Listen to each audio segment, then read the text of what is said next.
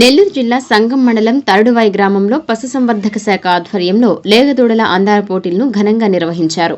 ఈ కార్యక్రమానికి ముఖ్య అతిథిగా Atmakur area veterinary hospital assistant director doctor CH Venkateshwar Reddy, DLDA deputy director Srinivasulu, TDP మండల అధ్యక్షులు బాణ శ్రీనివాసులు రెడ్డి పాల్గొని రైతులకు పశుపోషణపై పలు సూచనలు చేశారు.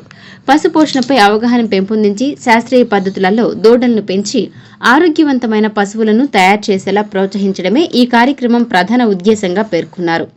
దూడలను చిన్న వయసు నుంచే సరైన పోషకాహారం, శుభ్రత, వ్యాధి నివారణ చర్యలతో పెంచితే మంచి ఉత్పాదకత కలిగిన పశువులను తయారు చేయవచ్చని ఆయన తెలిపారు. ప్రత్యేక ఆకర్షణగా నిలిచిన పేదూడల ప్రదర్శన రైతులను ఆకట్టుకుంది. ఈ విధానం ద్వారా కావలసిన లింగానికి చెందిన దూడలను పొందే అవకాశం ఉండటం వల్ల పాడి రైతులకు ఇది ఎంతో ఉపయోగకరమని అధికారులు వివరించారు. పోటీలలో ఉత్తమంగా పెంచిన దూడల యజమానులకు బహుమతులు అందజేసి ప్రోత్సహించారు. ఈ కార్యక్రమంలో పశుసంవర్ధక శాఖ డాక్టర్లు మోహన్ రెడ్డి, వీరహరీన్, రామచంద్రారెడ్డి, జైపాల్, ఓబులమ్మ, రైతులు పాల్గొన్నారు.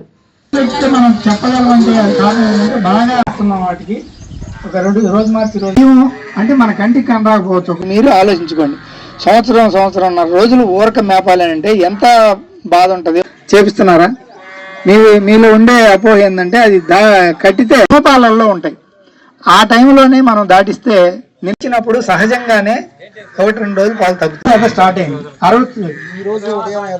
నువ్వు నిన్న ఉదయం వేసింది అన్నావు, ఇవాళ ఉదయం దానికి అవకాశం ఉంటుంది. ఆ తర్వాత ఇంకా మనకి పిండం ఏర్పడే ఛాన్సే ఉండదు. 3 సంవత్సరాలకి 300 రూపాయల డబ్బులే ఉన్నాయా? ఇన్సూరెన్స్ చేయించుకుంటే మనకి ఎక్కువ మేలు జరిగే అవకాశం ఉందన్నమాట. పెట్టాం ఇక్కడ ఎలాగే ఎంపీ గారికి ఎన్ని నెలలకి? 18 నెలలకే కట్టి.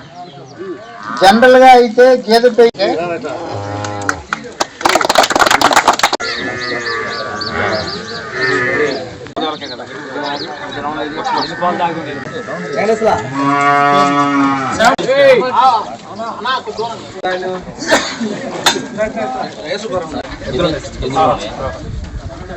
చాకొని ఆ విధంగా చేయాలని అందరికి కూడా ప్రతి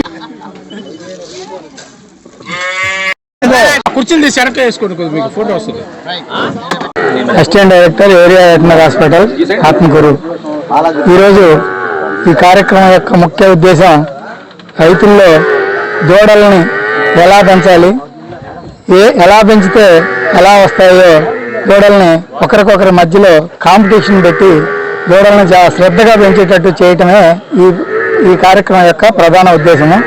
అందుకు గాను ఎవరైతే రైతులు బాగా పాలు వదిలి సక్రంగా పెంచి సంవత్సరం లోపల బాగా ఎదిగిన పశువులను గుర్తించి దానికి 1వ, 2వ, 3వ బహుమతులను కూడా ఇవ్వడం జరుగుతుంది. ఈ కార్యక్రమంలో ఈ SSS సమ్మన్ ద్వారా పుట్టినటువంటి పెయ్య దూడలను కూడా ప్రదర్శించడం జరిగింది. అదే ఈ మెయిన్ అట్రాక్షన్గా ఈ కార్యక్రమానికి నిలవడం జరిగింది.